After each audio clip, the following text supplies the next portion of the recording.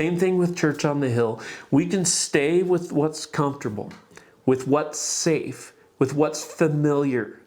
But I believe this would be disobedient to the calling I know God has placed on my life and what I believe God is calling this church to. Let's live out of our calling, not out of our fear.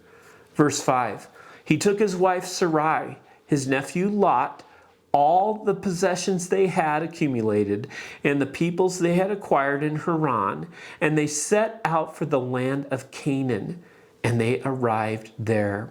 So Abram heard the call of God and obeyed. Simply put, he was living out of his calling instead of out of fear.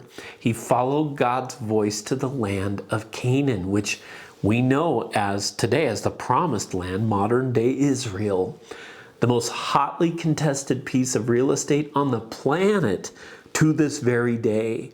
The reasons all traced back to what we're studying over the next few weeks here in Genesis.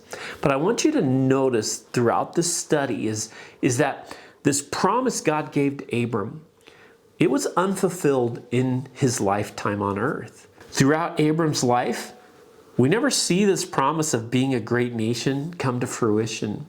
In fact, only one time in Abram's life does he ever even own a piece of property in the land that God led him to. The only land he ever owned was just a tomb on somebody else's land that he purchased when his wife died. Which leads to another important lesson we're going to learn from Abram's life. Is just because we don't see a calling happening doesn't take away the reality of that promise. That's why we need to live out of our calling and not out of our fear.